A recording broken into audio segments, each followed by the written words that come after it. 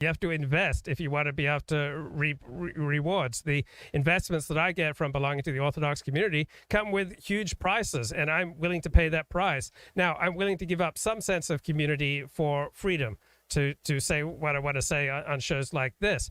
But you don't just automatically reap the rewards of church or synagogue. You have to work at it, but you have a choice how intense you want your sense of community to be. There are high intensity religious communities. They all come with a price. Everything comes with a price, right? If you don't go to church, that's a price. If you go to a low intensity church or synagogue, there's a price that comes with that. If you go to a high intensity church or synagogue, there's a price that comes with that.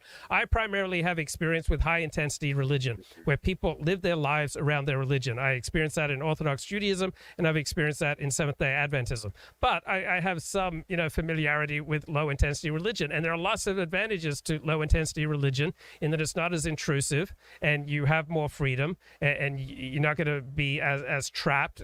Many people feel trapped by high intensity, so you have to dial people up or dial institutions up or down. Many people would absolutely hate my guts if they had to interact with me every day, but if they just run into me once a month, it's perfectly fine. So some people we need less of in our lives, or some institutions, we need less of.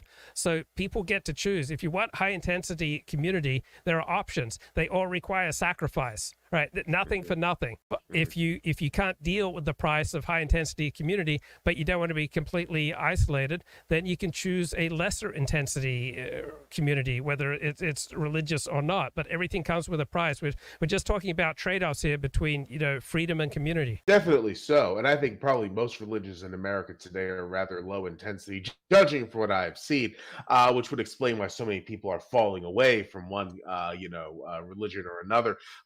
Converting to Judaism is, depending on the personality, but many people find it so incredibly painful and degrading that they never want to face anyone involved in their conversion, ever again.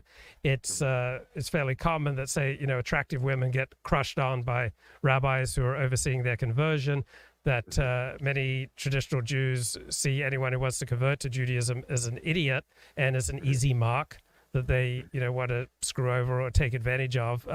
Rabbis who do Orthodox conversions tell me that 99% of the people that they deal with are insane. So it requires an ability to assimilate into a community, and particularly if you don't come from a ritualistic way of life, assimilating into a highly ritualistic way of life like Orthodox Judaism is incredibly challenging. It's incredibly difficult, because I grew up a Protestant. It was not a ritual religion. So I had to, memorize the prayers. I had to be able to, pick up a Siddur, the Jewish prayer book, and read from any random page. Had to read it aloud in Hebrew to demonstrate my competence in Hebrew. So learning Hebrew is not easy. Learning to fit in with a community where people have good reason to have considerable suspicions about converts, because 99% of people who want to convert to Orthodox Judaism are crazy. Also, of the people who do convert, an astounding number, drop away fairly quickly. So Orthodox Jews have every reason to be suspicious of converts. Then you need to live your life within the good graces of your community. And so whatever that entails, that's going to limit your freedom. So I've so assimilated to this that I'm probably not even thinking out loud. But I mean, some kids who grow up Orthodox, they go to a yeshiva, they may stay there at a yeshiva, and every night the rabbis come by and they rip the sheets off their bed to make sure they're not listening to non-Jewish music, right? That's obviously a huge price. They rip the sheets off their bed to make sure that they're still wearing their fringes, their seat. Other, rabbis who teach in yeshivas have been pretty free, at smacking kids around, beating kids. There was a New York Times expose on Hasidic schools, this major Hasidic school where 100% of the students, the graduates of this school, failed the New York State test in English and math. And so there's an in-group identity with Orthodox Judaism. So there's a dual moral code. There's a more relaxed moral code for how you treat outsiders, and a much more demanding moral code for how you treat members of your group. It's highly competitive. Like everyone seems to know your business. And so whether you're going up or down in life, people know, and you very quickly learn, where you stand. And so the competitive nature of Jewish life, it's a very expensive way of life, and there are just so many ways to look like an idiot because there are just hundreds of rituals and customs.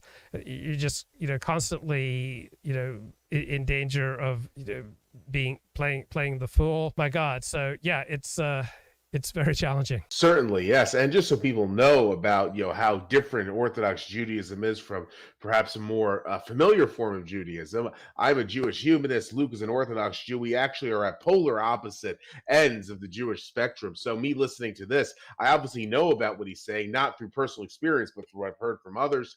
And it is it is a unique experience in the Orthodox community. It's sort of like, I suppose, to compare this to something that Christians or people from a Christian or predominantly Christian background might find relatable. Having someone who is how do I put this, like ultra devout Orthodox Christian, that would be the analog of Luke, and then the analog of me would be something like a Unitarian Universalist. So it's really the Unitarian Universalists aren't even technically Christian today, but some of them are.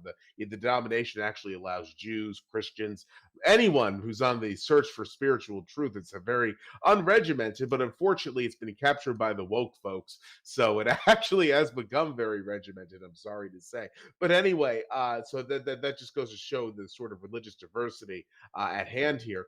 But it's fascinating to hear all of this for a host of reasons. I think that I really do think that when it comes to the United States, the right, it does not have a great future because the American right has no coherent vision. And as the Hebrew Bible says, where there is no vision, the people perish.